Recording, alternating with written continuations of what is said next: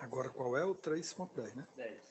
Então, retornando aqui, a sessão 3.10, impetrante Francisco Diego da Silva Silveira, paciente Alax da Costa Farias. O doutor Diego voltou, né, doutor Diego? Está na sessão agora, não é isso? Graças a Deus.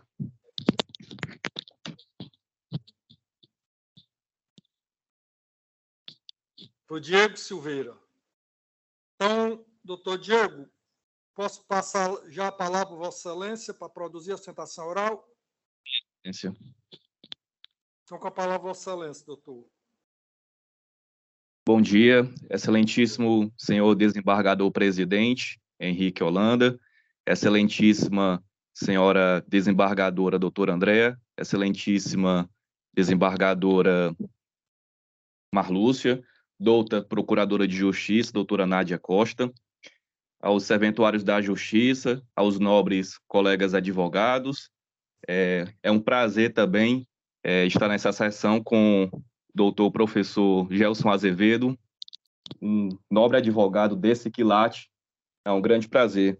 Meu sincero e cordial cumprimentos. Pois bem, eu peço desculpa também pelas questões técnicas, o notebook deu problema aqui na webcam e eu também tive problema com o fone. Pois bem, superadas as questões técnicas, passo a palavra. Excelências, o paciente Alax teve a sua liberdade cerceada desde o dia 10 de março. A prisão dele ocorreu através de uma denúncia anônima, cerca de 10 horas da noite, por um popular que informou a uma viatura do COTAN que estaria supostamente ocorrendo tráfico de drogas na rua 12 de julho. Após a suposta denúncia anônima, os policiais se dirigiram para a residência, invadiram 3 casas, inclusive o domicílio do paciente, e supostamente um policial teria visto na rua de trás o paciente arremessando drogas para o telhado de 8 casas após a dele. Após a abordagem policial, por volta de 10h30 da noite, o paciente só foi apresentado na delegacia, que fica a cerca de 10 minutos da residência do paciente, no 32º DP. Os policiais militares passaram quase 3 horas revistando a residência do paciente. Como é que o policial viu o paciente arremessando a droga no telhado da residência e passaram quase 3 horas revistando o imóvel do paciente? O fundamento do presente remédio heróico, excelências, é justamente a questão da necessidade de justa causa na violação do domicílio. Porque, segundo o tema 280 do STJ e o julgamento de repercussão geral do STF, a entrada na residência ela precisa de fundadas razões. E não havia elementos concretos e idôneos para o ingresso policial forçado. Não havia sequer referência à investigação prévia. O paciente ele não foi encontrado comercializando drogas. Só havia o paciente e seus 2 cachorros no domicílio. Houve um ingresso forçado no domicílio, afrontando a jurisprudência do STJ da 6ª turma, jurisprudência pacífica, da 5ª turma do STJ e também do STF, sendo até uma hipótese de nulidade, segundo a doutrina, do fruto da árvore envenenada, pois a violação do domicílio não havia consentimento do paciente, não havia mandado judicial, não havia uma investigação prévia. Aí eu comporto a seguinte pergunta, excelências: será que uma denúncia anônima seria suficiente para sacrificar a inviolabilidade do domicílio consagrado na Constituição Federal, presente também no Pacto de São José da Costa Rica, no Pacto Internacional de Direitos Humanos, pois o paciente, até o presente momento, está sofrendo grave constrangimento ilegal, pois houve uma ofensa à inviolabilidade do domicílio do paciente. O paciente está sofrendo com as mazelas da privação do cárcere, em que pese, excelências, haver uma boa-fé dos policiais militares, não haviam sequer elementos objetivos seguros e racionais que justificassem a invasão no domicílio do paciente. Além do fato de que a droga não foi encontrada, segundo o depoimento dos policiais, no domicílio dele. Foi encontrado vários imóveis depois, em cima de uma casa, supostamente arremessado pelo paciente. Excelência, segundo até jurisprudência dessa Casa de Justiça, em julgados anteriores de habeas corpus e até de recurso em sentido estrito, uma denúncia anônima ela não seria suficiente a permitir a deflagração de uma persecução penal seguida de diligências para averiguar fatos noticiados baseado em denúncias anônimas, além de ser uma grave violação ao domicílio do réu. Assim, Excelência, conforme o exposto, a defesa requer a concessão da ordem de habeas corpus. Obrigado. Obrigado, doutor Diego. Passo a palavra à doutora procuradora, doutora Nádia Costa. Obrigada, Excelência. Esse é um desses casos para o qual eu adoraria que tivessem câmeras nas fardas como pressuposto de segurança pública. E vou me permitir uma digressãozinha bem elástica. Vou permitir, doutor Diego, Vossa Excelência falou muito bem, mas me permita só uma ponderação sobre a questão da denúncia anônima. Existem crimes, não estou dizendo que é o caso do réu, falando em uma circunstância bem hipotética. Existem crimes em que somente o anonimato vai permitir que o Estado tome conhecimento. E aí eu cito pedofilia e violência contra a mulher. Houve um tempo em que o Disque Denúncia era o que permitia que a gente descobrisse que em determinadas casas uma criança estava sendo abusada por familiares. Então, existem delitos em que somente o anonimato da fonte permite que haja uma persecução, minimamente que seja, para que se venha descobrir o delito. É só essa digressão que vou fazer, não é o caso concreto. No caso concreto, eu adoraria que existissem câmeras nas fardas dos policiais, para que todos nós pudéssemos ver incontinente como se deu a abordagem e como se deu tudo. Não temos. O que temos nos autos são descrições. E o que não está nos autos não está no mundo.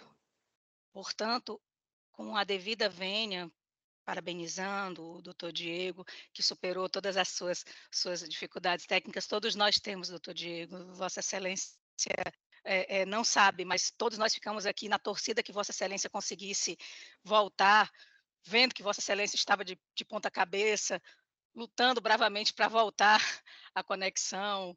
Houve mais de uma chamada, Vossa Excelência quase entrou na repetência, mas bravamente conseguiu a brava defesa de seu constituinte. E com devida vênia, vou reiterar o parecer já exarado nos autos e que é de conhecimento tanto dos nobres desembargadores e desembargadoras, quanto de Vossa Excelência, defesa, e lerei a ementa para fins de registro, sendo bastante objetiva. Trata-se de habeas corpus com pedido liminar, tráfico de drogas, liminar indeferida, prisão flagrancial convertida em preventiva. Item número 1, alegação de nulidade das provas obtidas a partir da invasão de domicílio, não conhecimento por inadequação da via eleita. Esta já foi uma discussão que nós tivemos anteriormente, doutor Diego, portanto, eu não vou renovar meus argumentos em relação a essa questão. Necessidade de ilação probatória, inviabilidade da via estreita do right, novo título prisional, tese superada, análise ex officio, situação de flagrância delitiva, justa causa para o ingresso dos policiais no domicílio, pelo que está nos autos. Tese de ausência dos requisitos da prisão preventiva, improcedência, custódia cautelar imprescindível para a garantia da ordem pública, risco efetivo de reiteração delitiva, súmula 52 TJCE, paciente que seria reincidente específico, insuficiência de medidas cautelares alternativas à prisão, parecer, excelências, pelo parcial conhecimento da ordem e, na parte cognoscível, pela denegação. É como me manifesto. Mais uma vez, parabenizando ao doutor Francisco Diego pela sua manifestação. Obrigado, doutora Nádia. Parabenizar a doutora Nádia pela sustentação oral produzida, bem como o doutor Diego, muito firme, seguro. Doutor Diego, realmente essas questões suscitadas por Vossa Excelência em relação à justa causa, invasão de domicílio, na via estreita do habeas corpus fica um pouco difícil, mas eu tenho certeza que será levado em consideração lá no juízo de origem, será muito bem debatido esse assunto, e aqui, como foi dito pela doutora Nádia, já está sedimentado esse entendimento de que a via estreita do habeas corpus não dá para fazer esse exame que o senhor suscitou. Eu lerei aqui apenas a proposta de emenda, o voto já foi disponibilizado, eu digo, para todos os colegas, sem a verbetação. Quanto à alegação de ilegalidade do flagrante, tal tese não merece ser conhecida, uma vez que eventuais irregularidades restaram superadas quando da conversão da prisão em flagrante em preventiva, assim representando novo título prisional. Ademais, urge ressaltar que no inquérito policial busca-se a colheita de elementos de informação e não de provas, tendo natureza inquisitiva, de modo que irregularidade eventualmente ocorrida na etapa investigatória não maculam a ação penal decorrente do procedimento investigativo. 2. Ainda sob essa ótica, faz-se mister salientar que o crime de tráfico de drogas é permanente, cujo estado de flagrância se protrai no tempo, e assim a autoridade policial está autorizada a ingressar em domicílio de quem quer que se encontrar nessa situação de flagrância a qualquer hora do dia e da noite, independentemente de ordem judicial, pelo menos enquanto não cessar esse estado de permanência. 3. No presente caso, pelo relato dos autos, a polícia recebeu denúncia anônima e dando conta de que o indivíduo que usava tornozeleira eletrônica estava vendendo drogas na casa situada na rua 12 de julho, número 10, razão pela qual policiais se deslocaram até o local indicado. Ao chegar, os policiais se dividiram e ficaram uma parte na frente da casa, outra no fundo, para evitar a possível fuga.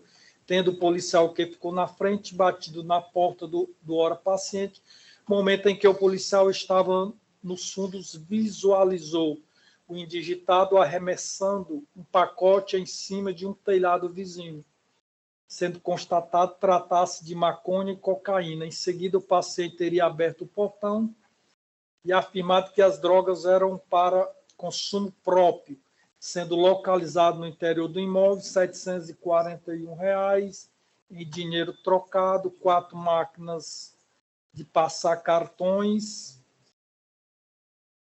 e 4 máquinas de passar cartões. 4. Inexiste, portanto, por hora, indício de existência de violação de domicílio, mormente, considerando a natureza permanente do crime, pois aquele que comete o tráfico se encontra em situação de flagrância até cessar essa condição, nos termos do CPP, artigo 303, prescindindo-se de mandado judicial a teor do que dispõe a Constituição Federal de 88, artigo 5º 11. Situação esta que deverá ser revista quando do deslinde do feito durante a instrução criminal. 5. Quanto aos fundamentos da prisão preventiva, verifica-se que o juiz Wacol fundamentou o decreto de prisão preventiva apontando a prova de materialidade do delito e os indícios da autoria evidenciados nos depoimentos prestados em sede de inquérito policial, no auto de apresentação e apreensão nos laudos provisórios de constatação de substâncias entorpecentes, satisfazendo, portanto, o fumus comitis delicti. 6. No tocante ao periculo libertatis, o juízo primeiro justificou a segregação cautelar para a garantia da ordem pública, em razão da periculosidade do paciente diante de considerável quantidade e diversidade de drogas apreendidas, divididas em papelotes prontos para comercialização, além de máquinas de cartões e a quantia em dinheiro trocado. Ademais, destacou que o paciente já responde a uma ação penal na terceira vara de delitos de tráfico de drogas da comarca de Fortaleza, tendo sido condenado a uma pena de 5 anos de reclusão e pena de multa, estando mesmo em cumprimento de pena no regime semiaberto, bem como possui outro processo por roubo majorado, tráfico de drogas e associação para o tráfico em andamento. Assim, mesmo condenado anteriormente por delito da mesma natureza e cumprindo pena no regime semiaberto, o ora paciente voltou a delinquir, restando concluir, portanto, que o mesmo tem personalidade voltada à atividade delituosa, mais precisamente ao mundo do tráfico, conduta de elevada gravidade que gera intranquilidade social e risco à ordem pública. 8. Desta feita, aplica-se ao caso em tela o disposto no enunciado da súmula 52 dessa Corte de Justiça, que estabelece, abro aspas, inquéritos e ações policiais em andamento, justificam a decretação da prisão preventiva para garantia da ordem pública, nos termos do artigo 312 do CPP, não se aplicando o enunciado súmula número 444 do STJ. 9. Considerando que o decreto de prisão preventiva do paciente encontra-se lastreado em elementos concretos extraídos das circunstâncias escolhidas nos autos, devidamente fundamentado com base nos requisitos dos artigos 312 e 313 do CPP, não se vislumbra qualquer ilegalidade que venha a macular referido ato, inviabilizando por conseguinte a pretendida revogação. 10. Ressalte-se ainda que a gravidade concreta do crime praticado, agregado ao risco de reiteração delitiva, apontam para a não recomendação de adoção de medidas cautelares diversas da prisão, por serem insuficientes para resguardar a ordem pública, mormente porque já aplicadas anteriormente e voltando o paciente a delinquir. Portanto, a segregação cautelar do infrator é medida que se impõe quando presentes seus requisitos conforme o entendimento do STJ. 11. Ordem parcialmente conhecida e denegada na parte cognoscível. Como vota a eminente desembargadora Ângela? Andréia? Eu ratifico meu voto provisório, acompanho a sua relatoria, desembargador. Como vota a desembargadora Ângela? De igual forma, desembargador Henrique, um voto irrepreensível, ao qual eu me acosto integralmente, com toda a consciência de que o fato está sendo profundamente analisado. Notadamente, achei interessante a questão da medida cautelar que havia, ele já estava utilizando e ainda assim continua cometendo, né? O que denota um intenso risco de reiteração delitiva. Então, parabenizando o voto de Vossa Excelência, acompanhe e confirme o voto provisório. Obrigado, desembargadora. Ordem parcialmente conhecida e denegada. Agora o 3.26, que é a ré, né? Habeas corpus 062075721. Impetrante doutor José Crisóstomo Barroso Biapina. Pareceu, doutor Crisóstomo? Opa, desembargador, estou por aqui. Desculpe assim a saída constante, mas é a questão da internet aqui na região aqui. Choveu aí, doutor Ibiapina? Choveu em Irauçuba? Eu estou em Itapajé agora, debaixo de muita chuva. Da desembargadora... Excelência, né? Então, eu posso já passar a palavra ao senhor, doutor José Crisóstomo, para proferir a sustentação oral. Com a palavra, Vossa Excelência. Pronto.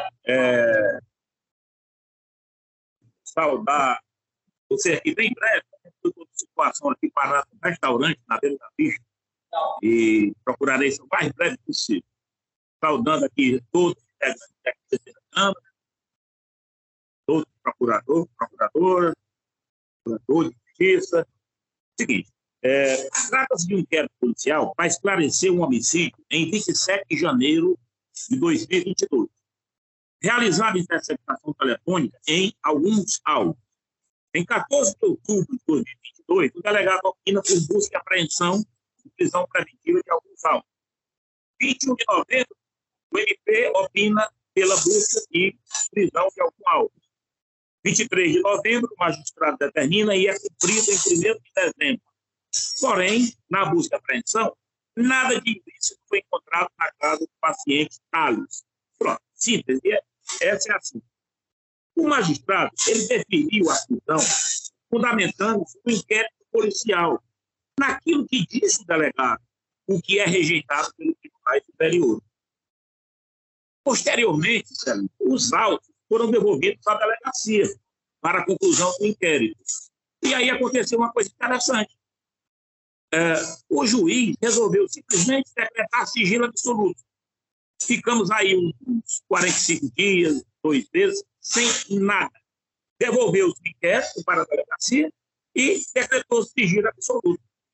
Só depois, o juiz deu uma disparo, depois de requerimento de vários advogados, como já havia andado muito no inquérito, não se fazia sentido o sigilo absoluto. Autorizou o acesso ao advogado. Ao retornar aos autos, o que a gente percebe? Não há conclusão do inquérito, não há denúncia. Ora, o paciente está preso há mais de 100 dias, sem denúncia. E tem mais, só em ter sido devolvido para a delegacia, para concluir o inquérito ou ampliar as investigações, isso aí já ensejaria o relaxamento. Porque se devolveu-se, é porque não se encontrou fundamentos que embasassem a denúncia. E até agora, nada de denúncia. Finalmente, diante do esforço, reitera-se os pedidos já elencados na inicial, requerendo que o paciente seja concedida a ordem para que o paciente possa responder o processo de liberdade. É como me manifesto. Obrigado, doutor José Ibiapina. Passo a palavra à doutora Nádia. Com a palavra, Vossa Excelência, doutora Nádia. Obrigada, Excelência. Eu vou ser bem sucinta. Doutor Ibiapina está numa circunstância bastante temerária de internet. Pelo que entendi, ele está... Então, para ser bem sucinta, eu vou reiterar o parecer já constante nos autos. Entendi a impossibilidade de acesso completo dos autos na época em que o Ministério Público se manifestou em 2º grau, e só bem deixar claro que, por muitas vezes, a gente permanece com réus em prisão preventiva ainda em fase inquisitorial. Isso não é incomum, e nem sequer é impossível do ponto de vista tanto da doutrina quanto da jurisprudência. Isso nós vimos constantemente quando se trata de crime de organização criminosa, porque algumas das diligências que são necessárias serem feitas pela autoridade policial, é imprescindível que o réu permaneça fora da cadeia de comando ou fora da organização, ou fora do acesso da organização criminosa, para que essas diligências sejam feitas pela autoridade policial. Portanto, trata-se de habeas corpus preventivo com pedido liminar, organização criminosa, tese de carência de fundamentação do decreto de prisão preventiva e excesso de prazo para oferecimento da denúncia, impossibilidade de conhecimento dos pedidos por ausência de documentação comprovando o constrangimento ilegal, hipótese de supressão de instância e ausência de prova pré-constituída, processo em origem estava ainda, quando do oferecimento do parecer, em completo segredo de justiça, remédio constitucional de rito célere que não admitia dilação probatória. Parecer pelo não conhecimento. É como manifesta, Excelência. Obrigado, doutora Nádia. Devolvo a palavra à eminente relatora. Peço vênia aos pares para ler apenas a verbetação, porquanto não foi possível aprofundar o exame da impetração, consoante dito pelo Ministério Público. Não inicio sem antes saudar o doutor Crisóstomo Ibiapina, e dizer que sempre é uma renovada satisfação vê-lo aqui na tribuna virtual da 3ª Câmara Criminal. Prisão preventiva em razão de representação da autoridade policial, tese de carência de fundamentação da segregação cautelar, não conhecimento, decreto preventivo não acostado aos autos, ausência de prova pré-constituída, processo de origem em segredo de justiça. Apenas eu ressalto aqui, doutor Crisóstomo, que na interlocutória, quando nós analisamos seu pleito liminar, nós anunciamos isso, né? Não é algo que a gente está só anunciando no voto. Alegação de excesso de prazo para a conclusão do inquérito policial e para oferecimento da denúncia, também não conhecimento, não comprovação de que a referida tese foi submetida ao crivo do juiz ou qual, seria uma supressão de instância, delegado de polícia figurando como autoridade coatora, supressão de instância e violação ao princípio do juiz natural, além do que incompetência deste tribunal, já que a reclamação repousa sobre o trâmite do inquérito. Ordem não conhecida. Obrigado, desembargadora Ângela. Como vota a desembargadora Marluce? Senhor presidente, eu acompanho a relatora. Eu também, sem delongas, adiro integralmente o bem lançado voto da eminente relatora.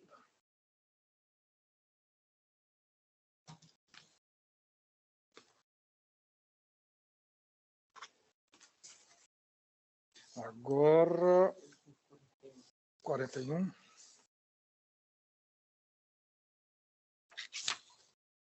HC 062 1422 37. Petran Dr. José Crisóstomo Barroso de Biapina, paciente Bruno Duarte Lira. Relatoria também da eminente desembargadora Ângela. Em mesa, desembargador? Sim, excelência. Posso passar a palavra já ao doutor José Crisóstomo, doutor Crisóstomo? Tranquilo. Palavra Vossa Excelência, explorado o prazo regimental. Reiterando aqui os cumprimentos a todos os integrantes da Câmara, toda a procuradora. Em janeiro, esse causídio teve duas audiências interessantes e idênticas que eu digo do que aconteceu. Uma na vara de delito, outra, salvo engano, na vara de Calcaia. O que acontece? Ambas as situações, os pacientes estavam presos há mais de um ano, houve a primeira audiência, o promotor insiste em ouvir os acusados, adia-se a audiência para 6 meses, e quando chegam os 6 meses, novamente o promotor insiste e adia-se de novo para mais 6 meses. Pronto, impetramos 2 habeas corpus. O HC 062-0918-31, 2023, caiu na primeira Câmara Criminal.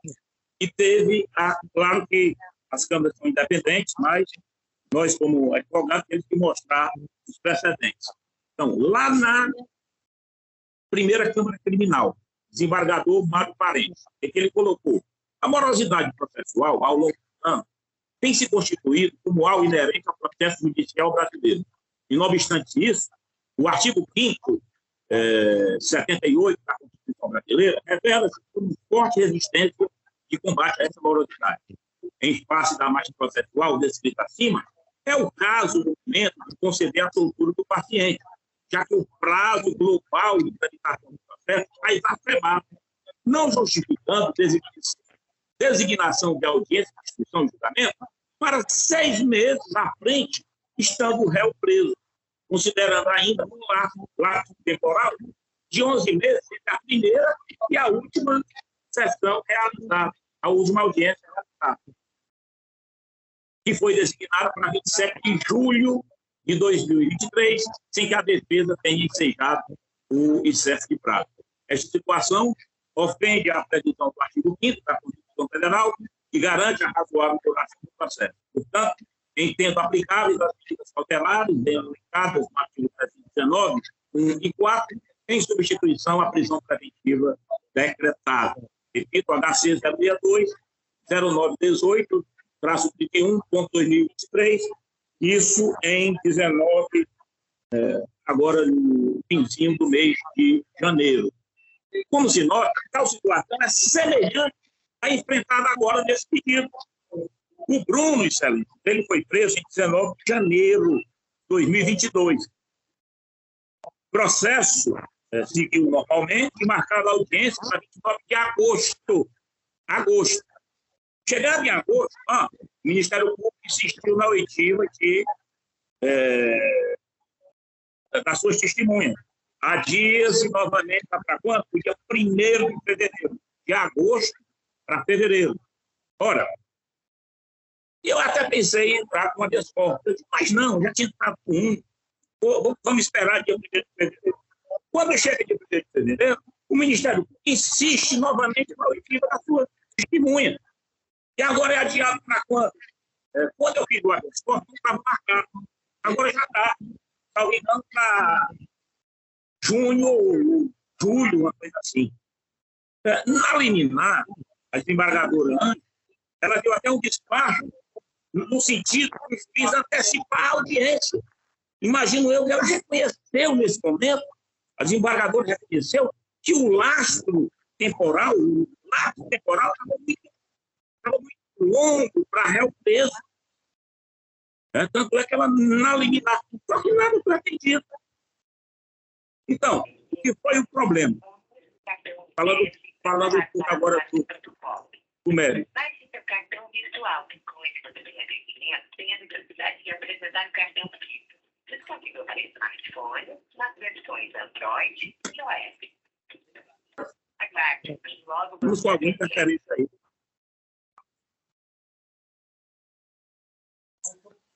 Pode prosseguir, doutor. Pode prosseguir. Houve uma pequena interferência aí, mas pode prosseguir. Então, pronto. Então, vamos lá. Esse caso, o Bruno, ele ia com a esposa e o carro foi parado. Pararam o carro dele, olharam e encontraram uma arma. Quando encontrou a arma, o que é que faz? Não, vai para a delegacia, paga a fiança e pronto. Mas aí, segundo os policiais, o Bruno gentilmente resolveu dizer onde é que tinha mais armas, resolveu dizer de quem eram aquelas armas, resolveu entregar toda a cadeia. Ora, senhores, isso não faz sentido. Eu conversei com o Bruno, sei que aqui é médico, mas eu conversando com o Bruno, e olha, foi uma tortura grande, mas aí nós vamos ter que discutir isso aqui lá na vara de Calcaia, né? Mas assim, alguém que foi preso com uma arma não justifica dizer que a pessoa saiu entregando todo mundo, toda a cadeia que operou para quem era a arma, entregando homens, facção, isso é perigoso até para ele, né? Mas assim, deixando de lado aqui o mérito, eu volto a insistir. Excelências, desembargadora Anne, que é relatora, e eu sei da sua, vamos dizer assim, sentido de justiça. Não faz sentido.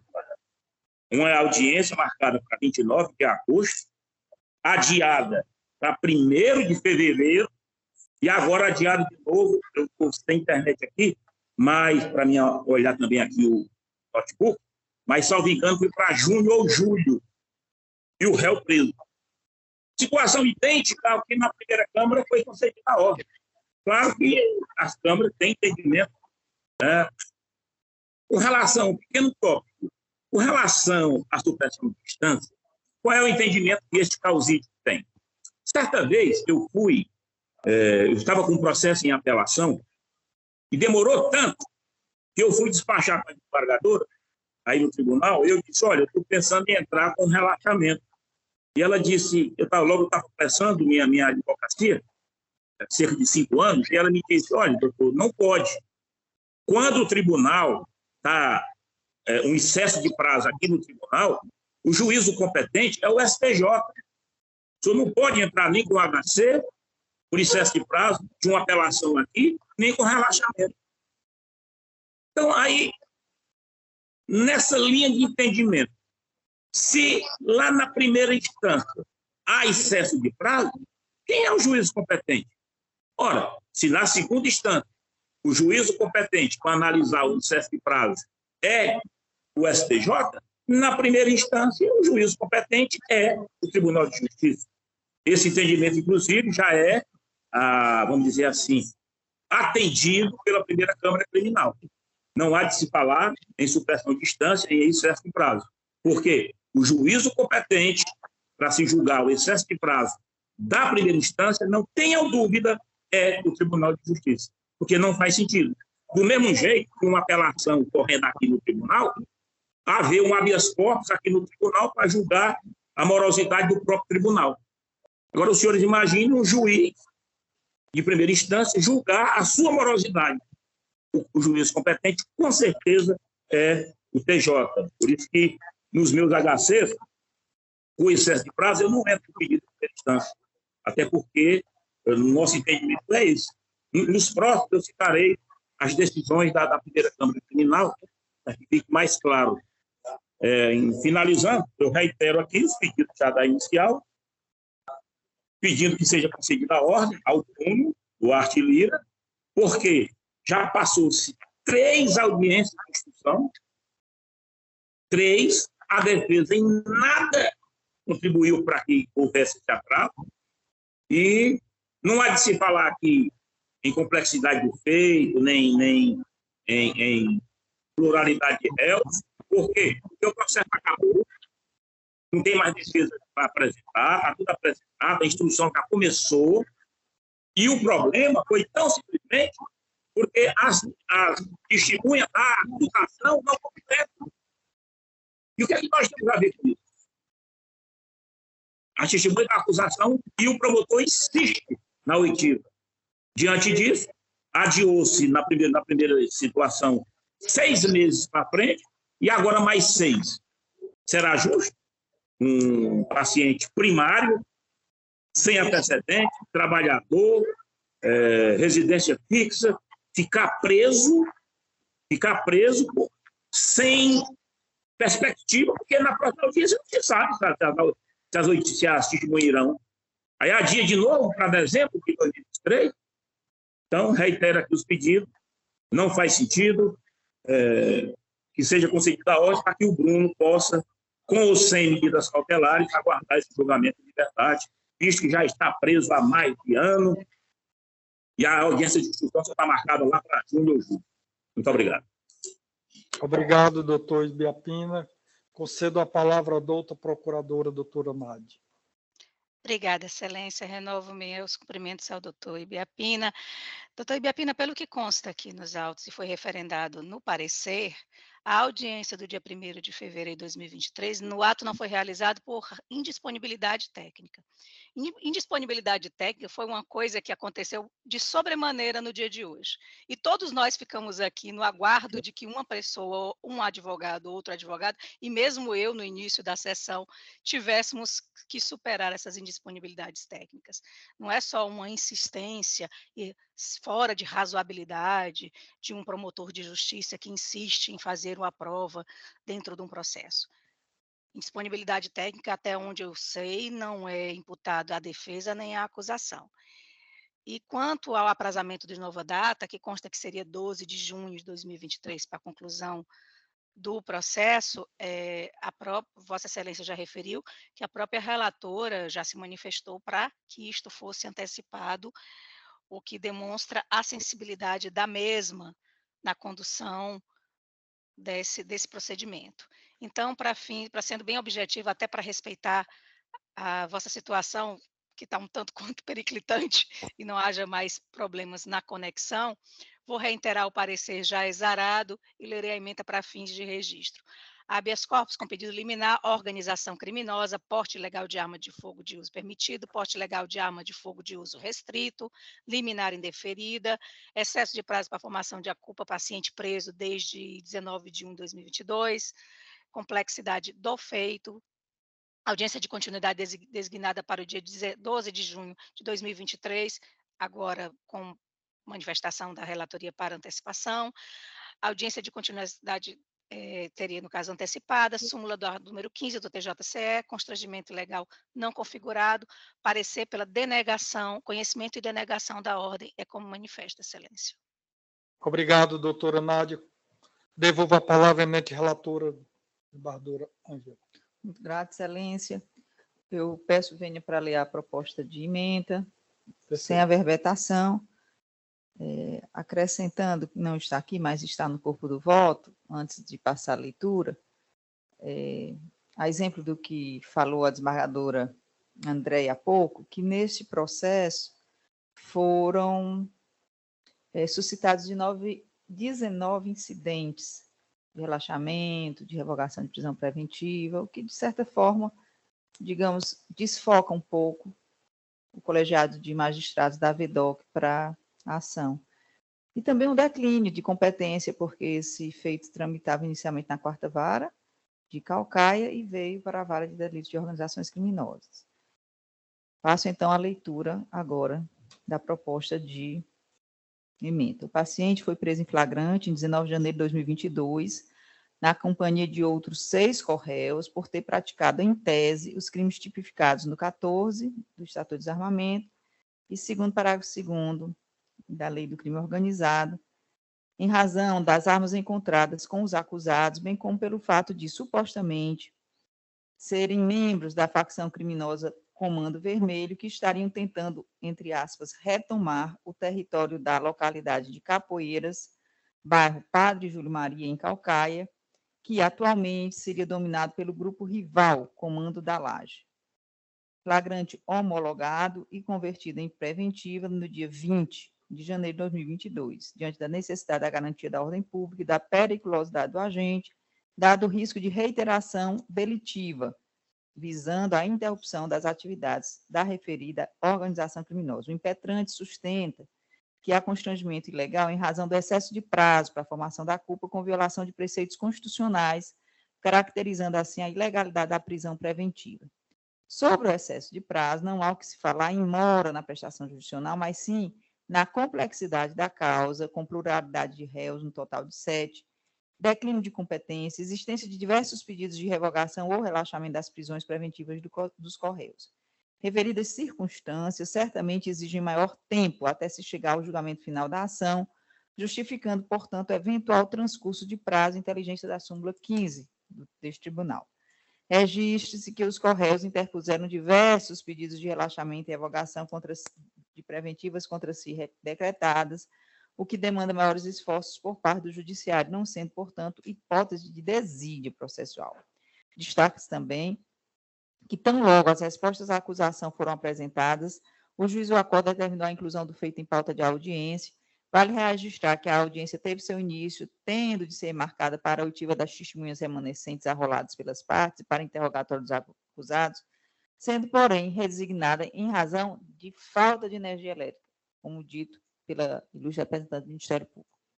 Por fim, no exame da totalidade dos atos praticados, não se vislumbra morosidade ou desídia por parte da autoridade judicante, mas tão somente observância razoável do trâmite processual, em consonância com as especificidades do feito sob exame, de modo que eventuais atrasos em determinadas fases processuais podem ser compensados pela agilidade empreendida em relação a outros momentos.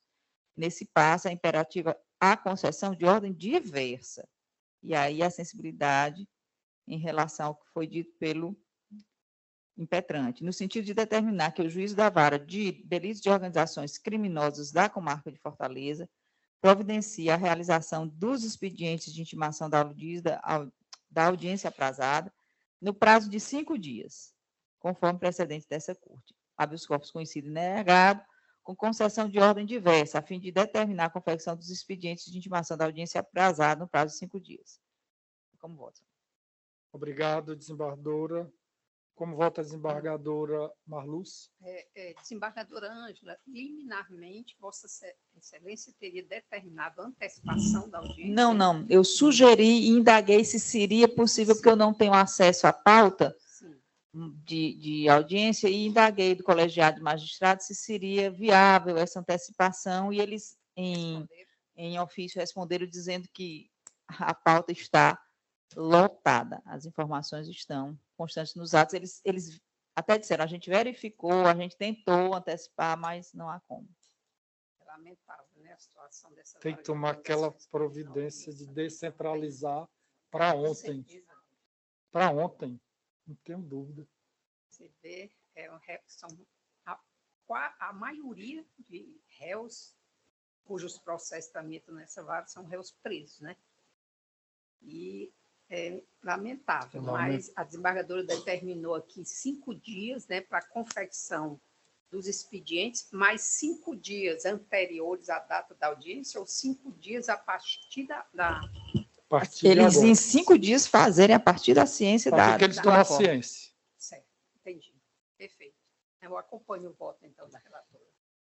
Eu também adiro integralmente o voto da eminente relatora, muito bem examinado, mas só lamentar o que esteja ocorrendo nessa vara de organização criminal do Estado de Ceará. Tem que ocorrer a descentralização com urgência. Nós temos que buscar isso aí junto à presidência, não tem nenhuma dúvida.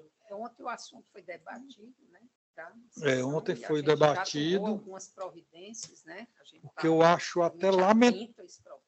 Nós temos que ficar aqui determinando realização de expediente, determinando não sei o quê, antecipação de audiência, quando isso deve ser na própria origem, que aí deve... o próprio juiz responde que a pauta já está completamente comprometida. Sim. Por isso que eu queria ontem mesmo, era de imediato fazer logo aquele ofício. Eu também concordava, tanto é que eu disse, né, na sessão de ontem, que era... É para ontem. O sistema desse é um gargalo que nós temos que enfrentar com urgência. Mas está muito bem lançado o voto da eminente desembargadora, que eu adiro integralmente, só lamentando, assim como fez a desembargadora Marlúcia. Então, concluímos aqui esse pedido de preferência com sustentação oral. Agora vamos ao... denegada. Obrigado, senhor desembargador. Com recomendação do expediente em 5 dias. Obrigado, doutor Ibiapim. Então, agora vamos para os processos aqui em destaque. 3.5, que é o habeas corpus.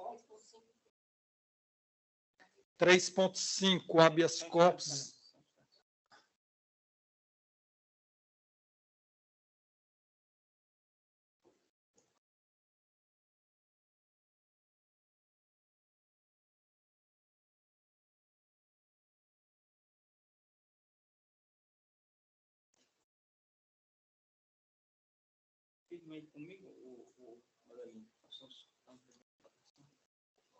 Os senhores estão com acesso ao site? O meu deu problema. Deixa eu desligar e ligar de novo.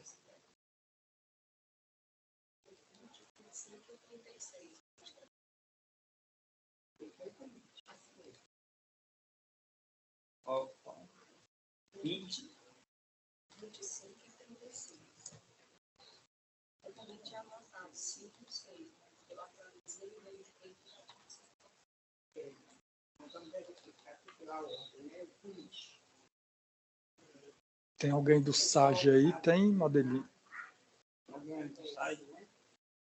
O meu SAG aqui não está acessando.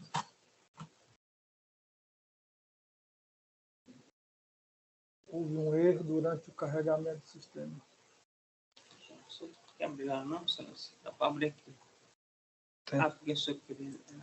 Tentar abrir aqui. SAG segundo grau.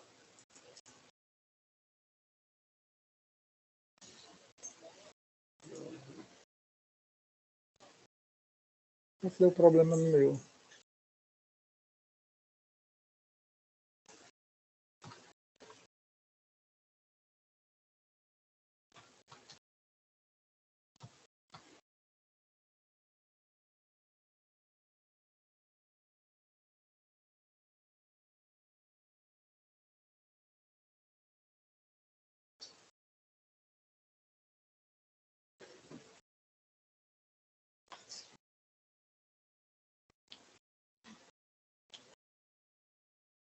Aqui como é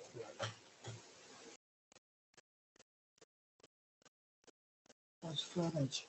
Aqui é da secretaria, tem que mudar o gabinete.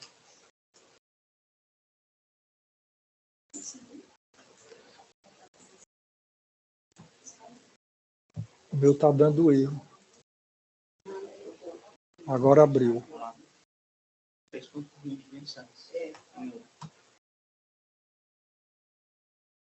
Isso aí. É o 3.5 ou 3.20? 3.5 foi? Foi. 3.20. HC 0640593, dígito 14. da relatoria da eminente desembargadora Andréia Mendes. Votou no sentido ordem parcialmente conhecida e na extensão denegada. A desembargadora Ângela acompanhou? Sim. E falta só o voto da desembargadora. Sim. Senhor presidente, eu entendo pela concessão da ordem, até coloquei aqui no chat, né? Até com medidas cautelares, dentre essas medidas cautelares, até a proibição de aproximação do paciente com a vítima, né? E dos familiares dela. O acusado não tem antecedentes criminais, tem residência fixa. Ele foi diagnosticado, né, com litíase renal e vesical, com recomendação cirúrgica. A relatora fundamenta que esse diagnóstico, né, o médico já teria muito tempo, mas mesmo levando em consideração que esse diagnóstico, já tem algum tempo, eu entendo que essa prisão preventiva desse paciente pode ser substituída por medidas cautelares.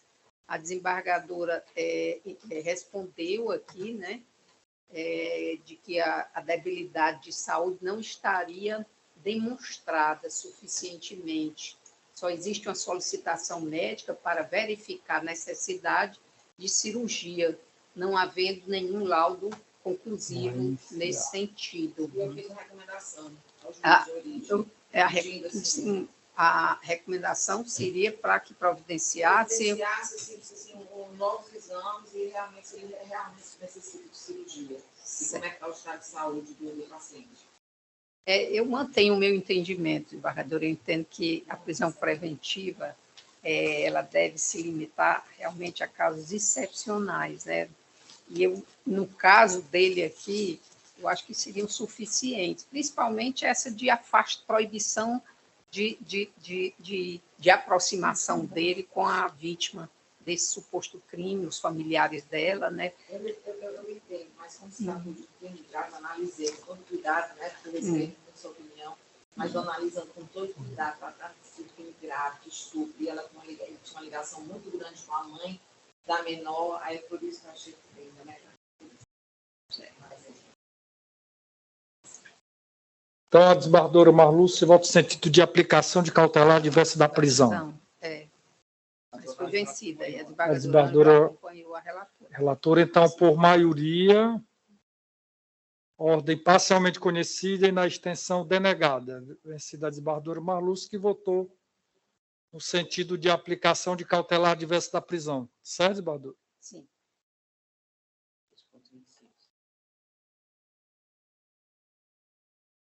Agora é o meu SAG que está com problema.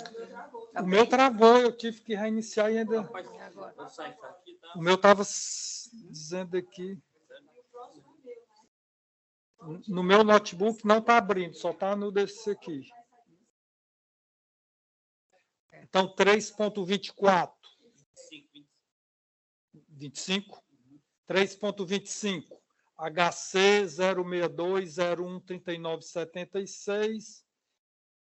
Da impetrante Carla Mairile Soares dos Santos, paciente José Gilberto dos Santos Militão, da relatoria da desembargadora Ângela Gondim Carneiro Chaves, votou no sentido parcialmente conhecido e na parte conhecida denegado.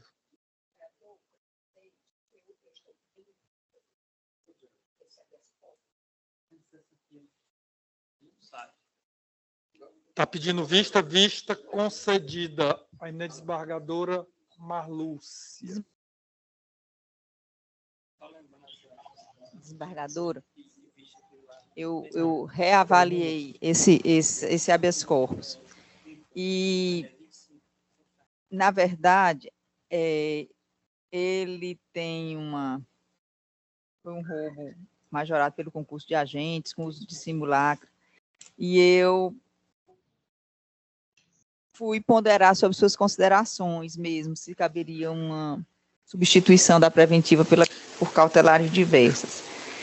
E eu fui ver que, nesse caso, conquanto os antecedentes dele não lhe sejam desfavoráveis, que eu acho que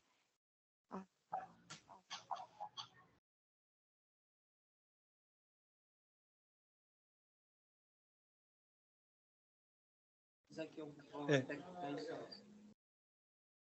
Atenção, eu quero esclarecer aos que estão por videoconferência que houve um problema aqui no fórum, não, viu, doutora Nádia? Não foi entre a tela e a cadeira, viu? Foi um problema geral, que caiu toda a internet aqui no fórum, no tribunal, e tivemos esse problema, e agora estamos tentando nos recompor aqui e lembrar, nós paramos aqui no HC, que é os pedidos de destaque, foi o 3.25, foi o HC 062 013976, impetrante doutora Carlas Maerli Soares dos Santos, paciente José Gilberto dos Santos Militão, a desembargadora Ângela Gondim Carneiro Chaves votou no sentido de parcialmente conhecido e na parte conhecida denegada. A eminente desembargadora Marlúcia pediu vista dos autos, julgamento adiado. Perfeito, colegas? Então, pronto. Aí agora vamos para 3.36. É o HC 062 27 25 86 2023. Impetrante André Chaves Corrêa, paciente Marcelo de Oliveira, da relatoria da desembargadora Ângela, que votou no sentido de conhecido e denegado. A desembargadora Ângela quer se manifestar? Desembargadora A desembargadora Marlúcia conversava. Eu prefiro que ela... Conceda a palavra à desembargadora Marlúcia. Obrigada, senhor presidente. Eu tinha feito aqui uma observação, né,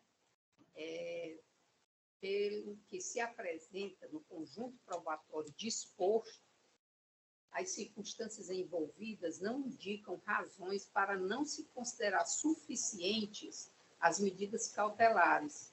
Trata-se de réu tecnicamente primário, com endereço fixo.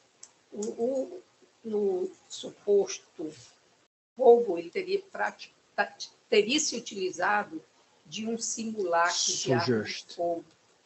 Ele possivelmente também seria portador de uma doença grave.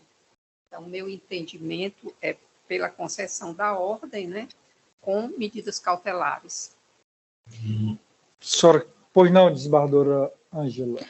Pronto. Eu observei a comunicação no chat da desembargadora Marlúcia e fui rever o voto, rever os autos, para verificar dessa possibilidade.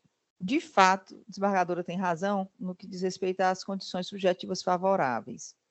Em relação à doença, nós estamos diante de uma situação parecida com o que a gente acabou de votar. O laudo médico ele é de 2019 e, a meu sentir, não configurou da forma que precisa ser configurada na habeas corpus para prisão domiciliar humanitária. Agora, em relação à substituição da preventiva pela cautelar, eu fui esmiuçar, sabe, desembargadora Marlúcia?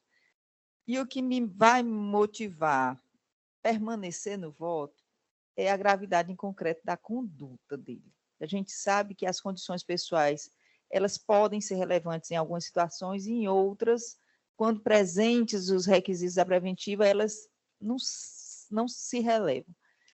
E eu vi que foi um mototaxista, desses que faz transporte, né, de pessoas, que na hora que o pneu da motocicleta furou, ele foi trocar, ele estava com passageira, e nesse momento a dupla chegou usando simulacro, aí a majoração é só pelo concurso de pessoas, e assaltou ambos, inclusive o celular da passageira. Achei a conduta grave. Os dois estavam numa situação, as duas vítimas que eu quero me falar, estavam numa situação de vulnerabilidade, de completa assim, exposição. Achei o delito grave. E, por esse motivo, entendo que as cautelares não seriam suficientes, pedindo vênia e lhe dizendo que, de fato, eu fui ponderar sobre o que Vossa Excelência falou no chat, mas a gravidade concreta do delito me fez pensar que elas preponderam sobre essas condições subjetivas do paciente. Então, peço licença para achar que, nesse caso, a preventiva ainda deve prevalecer. Então, falta só o meu voto, né? Eu não votei. É difícil de ver da desembargadora Ângela. É fácil. Mas aqui também, desembargadora Ângela, eu vou pedir vênia a Vossa Excelência para aplicar as cautelares diversas da prisão, porque realmente ele é primário, não tem. E em relação à gravidade, as cautelares não faz essa distinção. Se fosse assim, nós não poderíamos aplicar em homicídio, em assaltos. Ela não faz essa distinção. A gravidade concreta do delito. Aqui foi usado um simulacro de arma. Então, só sem muitas delongas, eu peço vênia a eminente desembargadora, também entendo o entendimento de Vossa Excelência, e divergir para e acompanhar a divergência inaugurada pela eminente desembargadora Marlúcia para conceder a ordem aplicando cautelares diversas da prisão. Premiada para lavrar o acordo, eminente desembargadora Marlúcia.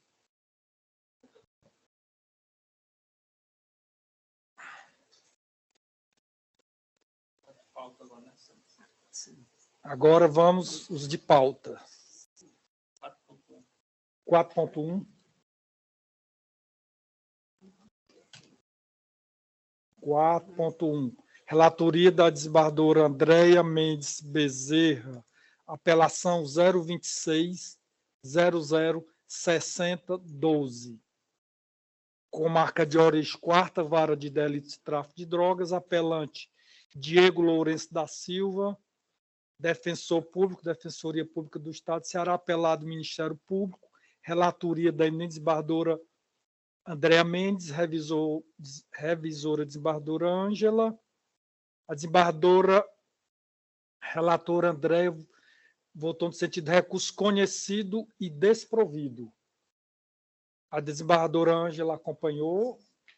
Falta o voto da desembargadora Marlúcia. Sim. Senhor presidente. Com a palavra, Vossa Excelência. Obrigada. Eu peço permissão aqui para fazer uma leitura do meu voto. Após a devida análise processual, com a devida vênia ao entendimento exposto no voto provisório emitido pela douta relatora, entendo por divergir no mérito da ação, por entender que há, no presente caso, uma situação de nulidade absoluta por busca pessoal imotivada, seguida de violação de domicílio, configurada. Explico.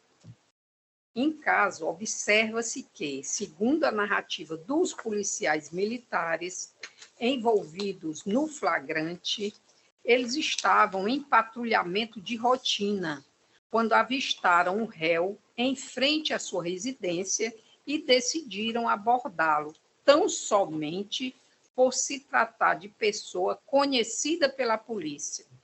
Após a busca pessoal, encontraram uma trouxinha de maconha, de modo que resolveram ingressar no seu domicílio, onde teriam encontrado o restante da droga apreendida.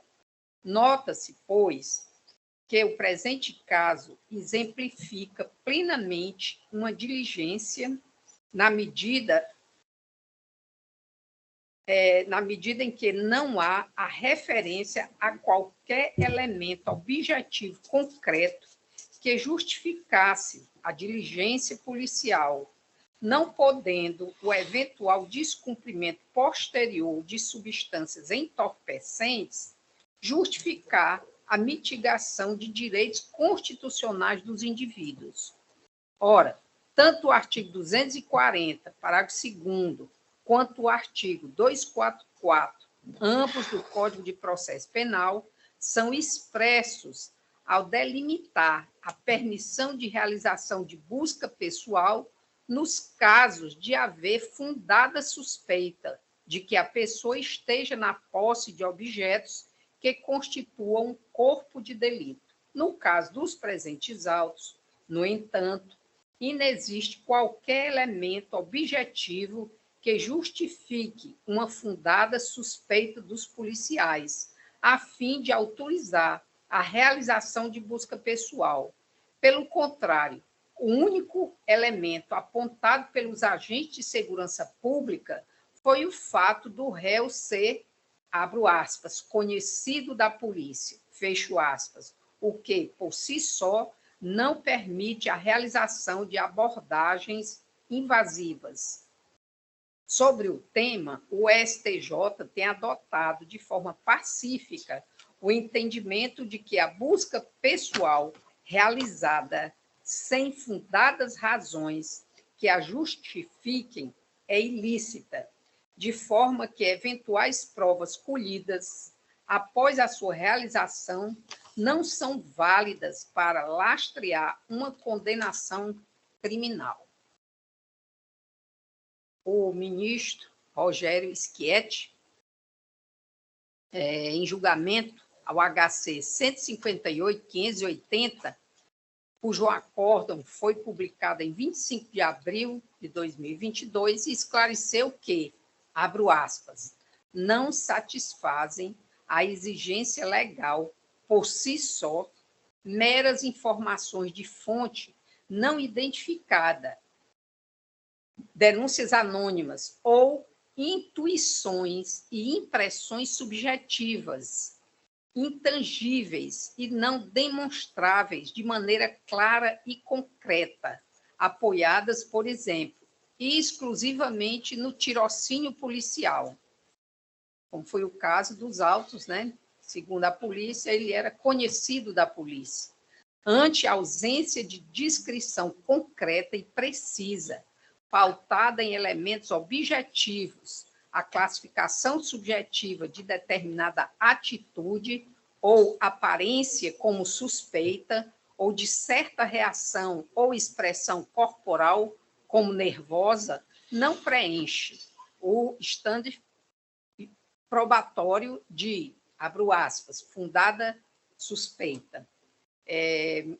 Ministro Rogério Schietti, sexta turma, publicado no DJ em 25 de 4 de 2022.